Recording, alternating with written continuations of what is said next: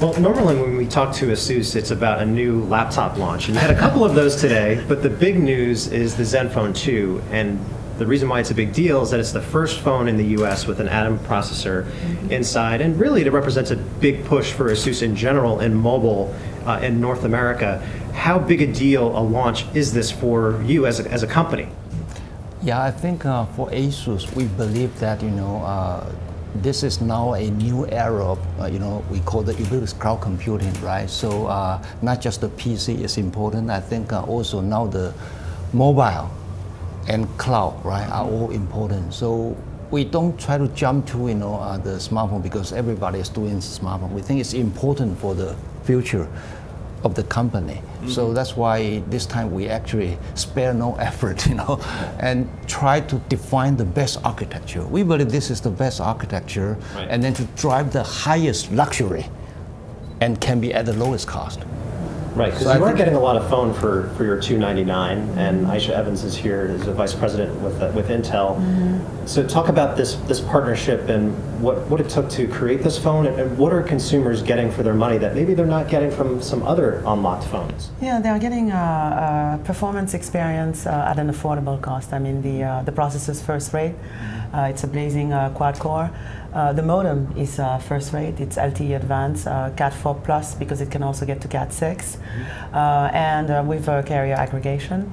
And the image quality is stunning. I mean, that had me, like, even though I know about it from a technical standpoint, I was like, wow. And that is really possible because of the processing power, right? Being able to take all of that and then manipulate the pixels. For me, it's a particularly sweet day. It's not only an Intel CPU and an Intel modem in the US. It's been a long time coming. Thank you. And what it took is a joint collaboration. We work very closely together. Yes, sometimes I'm in 6 p.m. meetings with Johnny and Jerry, and we're discussing what needs to happen and so on and so forth. But the commitment to innovation and their commitment to go from PCs to this new era of mobile, where we're just at the beginning of the journey. These things are internet devices, so the cloud, they are cameras, they are voice, they are texting, they are really what we take everywhere. And we think marrying, we really respect the fact that Johnny wants to take this journey with Intel and using the performance just not to have benchmarks, but to do something with it. Right. Actually, I believe it's very important to also drive the best architecture. For example, there's no free lunch, so that's why for example, performance monster, and then we still need a lot of components. So in that case, I think we would rather choose this kind of architecture. It's also good for also the grip, right? And you also have enough space here, so have the dual SIM. And also the performance monster, and then actually this is metal-like, right? But actually this is NCVM, so it's metal-like, but also we try to make it very Zen kind of, So a lot of and also this is also good for the electromagnetic wave, the antenna design. So I think a lot of things come into, and then I think the breakthrough. If I can show you that, actually the internal architecture, is very interesting. We even, have so-called, a kind of bridge. Yes. Okay. So a kind of flexible PC, and then go from the, the PCB, and then here, and then to here, and then put the SIM here. So I think because the middle part, so the battery, then we can go lower, so you can have more battery there. So it's the total optimization of the architecture. Otherwise, the performance monster actually takes a lot. Right. Yes, becomes a problem. Yes. And I remember that meeting, by the way, I think about a year ago, where we had that conversation about marrying the ergonomics, but also looking at what could we do creatively to pack all this in there. Right. So if we don't put, the volume control here, then it's not possible to make it so thin here. Exactly. Right. Yeah. Right. So. Yeah. As opposed to on the side. Yeah. Right. Asus and Intel are names that we know in North America certainly, but maybe not quite so much in the mobile space, and that's going to begin changing this year. How much of, a good part of the story is what's inside the phone, but I think the other side of that coin is how you're going to be selling the Zenfone 2 here in North America. First unlocked, that's very new to many, many North Americans. but also the channels at which you're selling it, sort of bypassing the normal carrier model and selling directly to consumers. Can you talk a little bit about that and the strategy behind it, and do you expect the same sort of payoff at the end? Yeah, of course, we understand that the carrier is also very important, but we also believe this is a mega trend, as we mentioned that because of the mobile computing, and people tend to become more open, more collaboration, share, more distributed. So around the world, we already see this kind of trend, including like Japan. I mentioned about that, the SIM-free, is also I know it will take time, okay, but I think we would rather, to try to take the lead and directly, go from this kind of, unlock. And I think if you look at like the T-Mobile, I think also encouraging this kind of, so less and less subsidize this kind of approach. And I think like the Google, right? Google also try to have the Google Fi, that kind of approach, a single number, and then, yeah. So I think we do believe this is a new trend that we would like to directly jump into. Right. Yeah, yes. Do you it think will take time, I understand. Do you think that speaks to the demographic that you might be targeting, where maybe it's the same crowd that's like cutting the cord for cable, or do you see a wide swath? Early adopters, who do you think is the target audience for the phone? Actually, we saw, even around the world, we see this kind of mega trend is actually happening everywhere. Yeah, it's everywhere, yes, yeah. That younger generation likes their freedom. Younger generation, actually, they are willing to share, right? Yes. Share, clothes, share everything, right? So. Do you think we'll reach an equilibrium there, where the unlocked outside carrier sales hits the same level as sales within carriers, or do you think the carrier market will always be kind of the stronger one, or is this really just the beginning of that story? And I think it's the beginning of choice. Of the story. Yeah. Yes, yeah. And first, I mean, we still, in order to get this phone through, we still have to work very closely with the operators, sure. right? So, I mean, it is their networks. Of course, and, yes. Being efficient and passing all the certs is important. But I think that it depends on what users want to do with their devices. For your traditional user, you will see them wanting that freedom of doing many things, but you'll also see what I call the full meal deal customer that gets everything from one or two sources, doesn't mind that all of their services are bundled that way and it's convenient, and goes with that. And then you'll see people who, with this open carrier, really like the freedom of choice and merging many different content and platform from different service providers onto their device. So whether it will be an equilibrium, I don't know, but there will be a significant part of it. Are you ruling out the possibility of carriers, though? Because you mentioned T-Mobile, they sell a lot of unlocked phones. Right. This might be one of their top sellers. Should it launch with them because of the price and maybe what you're getting for the money? Are you still engaging with carriers in North America for this device? I think we don't exclude that kind of possibility, yes, yeah. But I just mentioned that around the world, because I think you will see that in China, in many, in India, actually they have a lot of, unlocked phone, open phone, right? The volume is actually far bigger than the carrier. So, so that's why I think it's the mega trend. Yeah. Yeah, and to be very, we engage with both. I mean, the modem is certified on all of them, and then depending on the class of devices, some is open market and some is carrier stamped. there was a lot of buzz downstairs. There were a whole lot of Asus fans downstairs. I don't know who let them all in. I think it was me, actually. But specifically around 4 gigabytes of RAM, and this is the first device, yes, I think, to ship with that much. Right. At some point, are we hitting diminishing returns there? And it's just, do you need that much RAM? What can I get from having that much RAM and that much free overhead? I think we have done that kind of,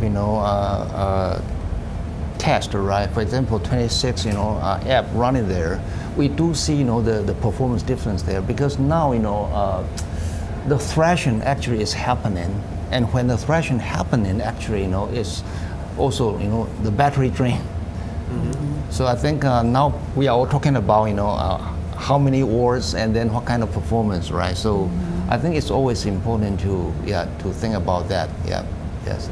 What about battery life, though? Because we've done some of our own tests. We have an LTE web surfing test, and we at about 7 hours or so, which is about an hour less than the average. There are some that are in that same range. We did talk about the quick charging and how important it is to get back up to a full charge. But how much attention was paid to the efficiency, and how much work does Intel still need to do? Okay, I think, would I meet this? Of course, I always do With you, together, right? Because it is a partnership. Okay, I think we have done that, very carefully. Frankly speaking, the performance we get, okay, I think is still beyond, the power consumption increase.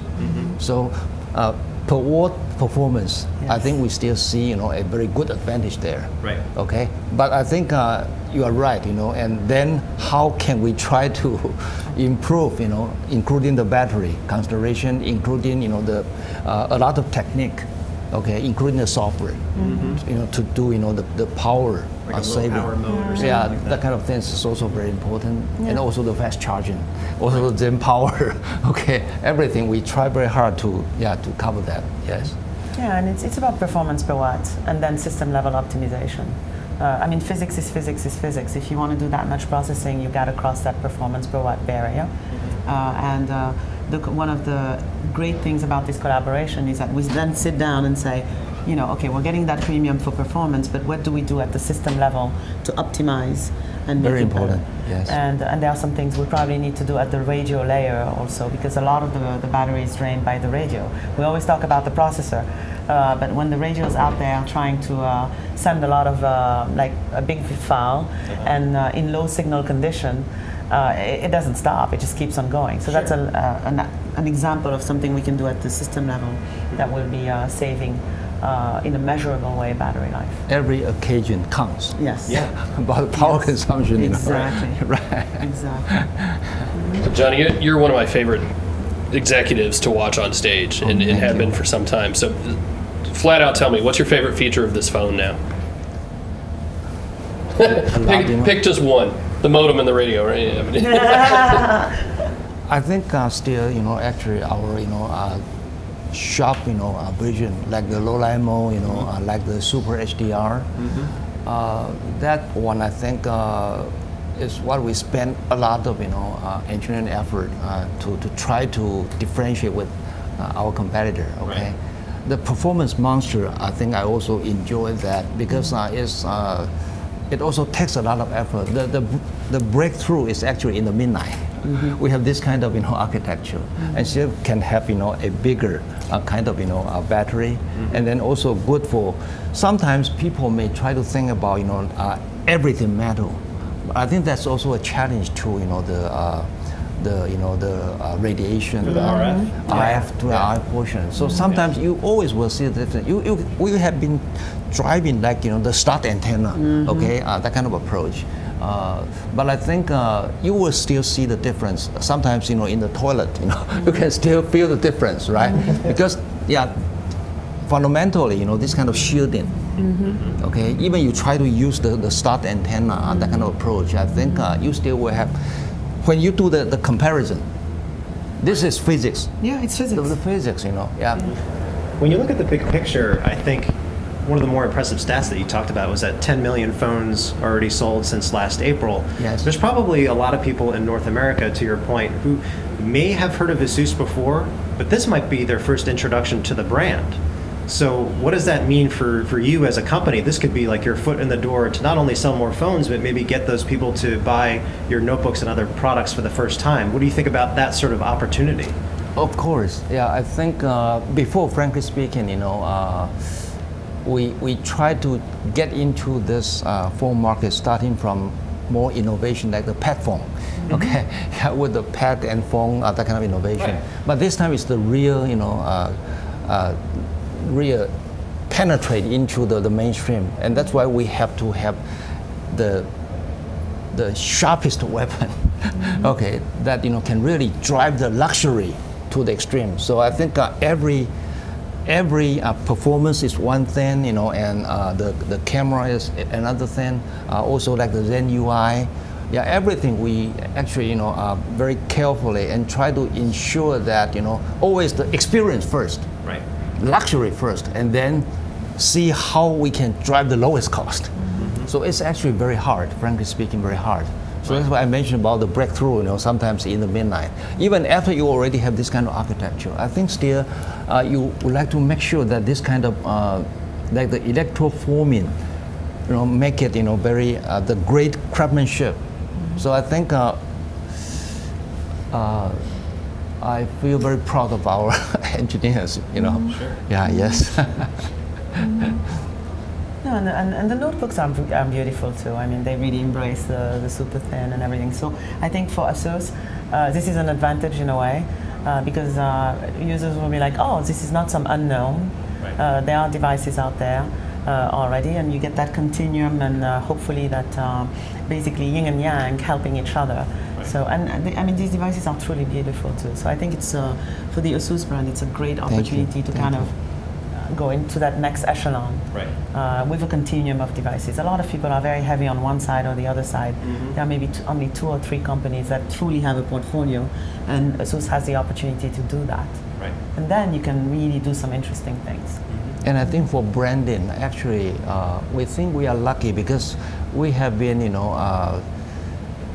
very particular, very passionate about technology, right? But at the same time, we think for today's branding, people are more and more, talking about, the real experience. And also because now you can, reach the user directly.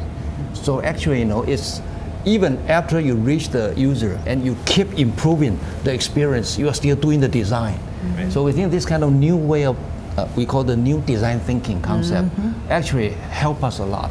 So starting from the EPC, right? Yes. And I think we actually, try to train our engineer, okay, not just the technical spec. Right. Everything starting from the user experience. And from that, then you drive, the total optimization. You find out that, that includes the analog parameter. Right. Okay. Also, the digital parameter or the rational and irrational. Right. Actually, it's very interesting, Yeah. And then the engineer change. You ask them, do you like this one $1 cost, but far more beautiful? They all jump to this. Right. Right. It matters. Yeah. And we can see that EPC ethos sort of pervading this product launch. Yes. That's all the time that we have, but make sure you go to Tom's Guide and Android Central to see the full review of the Zenfone 2 to see if this vision is paying off. Thank you. Thank you very much. you, guys. Thank you. Thank you all very much. Thank you.